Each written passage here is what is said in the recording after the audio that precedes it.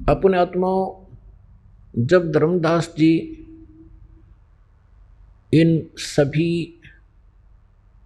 तथ्यों को और प्रमाणों को सुनकर परमात्मा को सतलोक में देखकर वापस आकर के उन्होंने कहा कि हे मालिक, हम तो गणे नीच हैं, हम तो महापराधी प्राणी हैं, और आपने कैसे दया करी हमारे ऊपर, फिर से आके संभाल लिया दाता। हमने तो ऐसा जुल्म किया था, हमारी तरफ कोई झांक है नहीं, और आप तो बड़े दयालु हो, आप फिर भी हम दुष्टों के पास आ गए, अरे ऐसे गंदे लोक में जो बढ़िया लोक न छोड़ के। तो हे परमात्मा, आपका कैसे आना हुआ, और काल ने आपके साथ क्या विरोध नहीं किया, आप कैसे कैसे आए। तो परमात्मा बताने लगे कि सबसे पहले जब मैं आया, यहाँ हाहाकार मच गया, ये मेरी आत्मा है सारी। अब माता पिता के बालक कोई बिगड़ गया, वो कितनी गलती कर रहा है, और फिर वो दुख होता है उसको, कहीं जेल में पड़ जाए या कोई और किसी भयंकर स्थिति से गुजर रहा हो, तो माता पिता भी साथ दुखी होते हैं। इसी प्रकार परमात्मा हमारे दुखों को देखकर महा दुखी हुए, और वहाँ से यहाँ आए हमें ये समझाने के लिए कि तुम गलत स्थान पर आए हो, ये लोग ठीक नहीं, तुम यहाँ के वासी नहीं हो, और जिस सुख को तुम यहाँ खोज रहे हो, संपत्ति और संतान, कार और कोठियों में, इस काल के स्वर्ग में, महास्वर्ग में, ये सुख नहीं है यहाँ पर।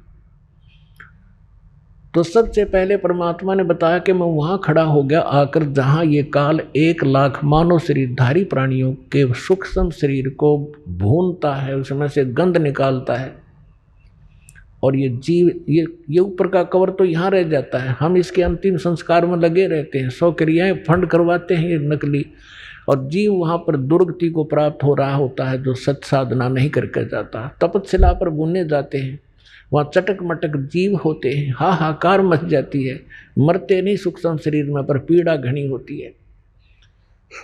उस दुख को देखकर परमात्मा अपने पुत्र जोगजीत के रूप में, कभी सहज दास के रूप में, कभी ज्ञानी के रूप में आते रहे हैं।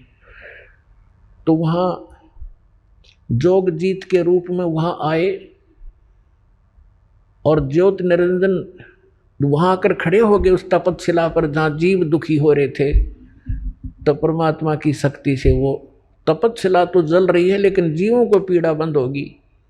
तो जैसे किसी के सिर में भी दर्द हो तगड़ा, तो कोई बोलता भी नहीं, सवाया करे, और जब वो दर्द ठीक हो जाए टेबलेट आदि लेने से, फिर बैठ कर बात कराया करे।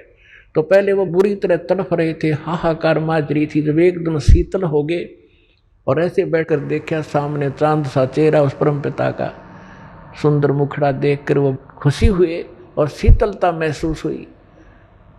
तब उन्होंने सोचा ये भगवान आ गया, यहाँ ये तो एक दृढ़ कर ही रखा है कि जैसे कर्म करेगा वैसा फल मिलेगा। तो वहाँ उन्होंने पूछा, क्योंकि वहाँ ब्राह्मण भी वही भूनने जा रहे थे, गुरुजी भी चेले भी सारे इकट्ठे भुने थे।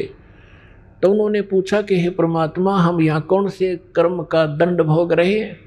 तब परमेश्वर ने कहा कि ये इस लोक का कर्म नहीं, तुमने सतलोक में पाप कराया था, उसका दंड है ये।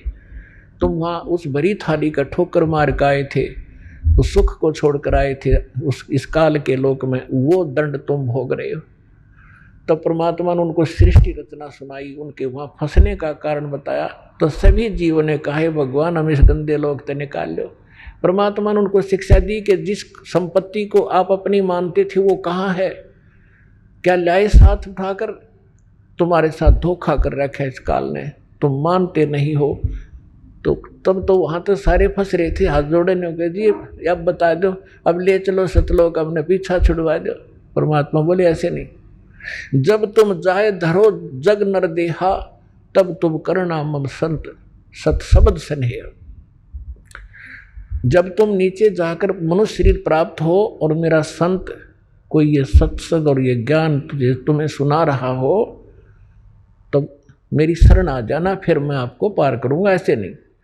इतनी बातें हो रही थी, तभी वो काल आ गया, उसका वो डिनर करने का समय हो गया। उसने समय फिक्स कर रखा है इतने समय में ये सब भुन बांधकर ये वहाँ से उठ जाते हैं, फिर उड़ा दिए जाते हैं और इनसे निकला हुआ गंध वहाँ रह जाता। आप देखते हो एक प्रारंभ में जो भी विकार करता है, कोई बीड़ी पीने लगता है, कितना दुख होता है उसको। और आप कितने बीड़ी पीते हैं, ये जबरदस्ती करवा देता है। मांस खाते हैं, शराब पीते हैं, कोई सुल्फा पीता है, कोई अटपट करता है। तो इसलिए ज़्यादा से ज़्यादा विकार करवाता है ताकि इनके सूक्ष्म शरीर में ये ज़्यादा गंध भर जाए और उस उतना ही गंध अधिक निकलेगा वहाँ तपस्या पे। तो उसका एक पात्र है, ऑटोमेटिकली वो भर जाता उस गंध से, फिर उसको खाता है ये। तो इसने सोचा था कि वो चले गए होंगे सभी प्राणी, तो वहाँ से उड़कर वहाँ तपस्या पर बन के सभी प्राणी जीव मनुष्य शरीरधारी वहाँ से ऊपर आ जाते हैं और फिर धर्मराज के दरबार में आकर लाइन में खड़े हो जाते हैं।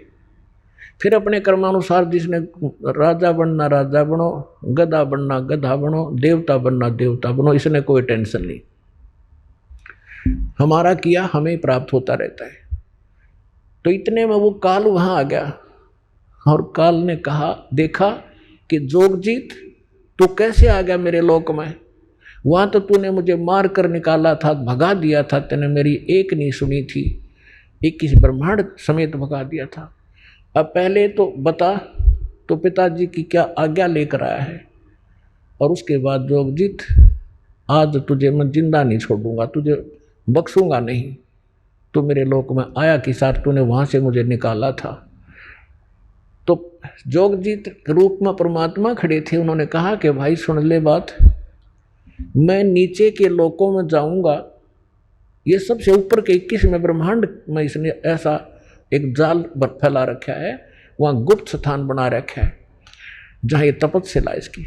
तो परमात्मा ने कहा कि मैं नीचे जाऊंगा लोक में, ब्रह्मांडों में, और सभी प्राणियों को बताऊंगा कि भगवान नहीं है जिसको तुम परमात्मा मानकर पूज रहे हो, परमात्मा अन्य है। और उनको सत्य ज्ञान और सच्चा मंत्र दे के आऊँगा और सभी प्राणियों को तेरा भांडा फोड़ूंगा कि ये काल है, तुम्हें खाता है, तुम इसकी पूजा करते हो।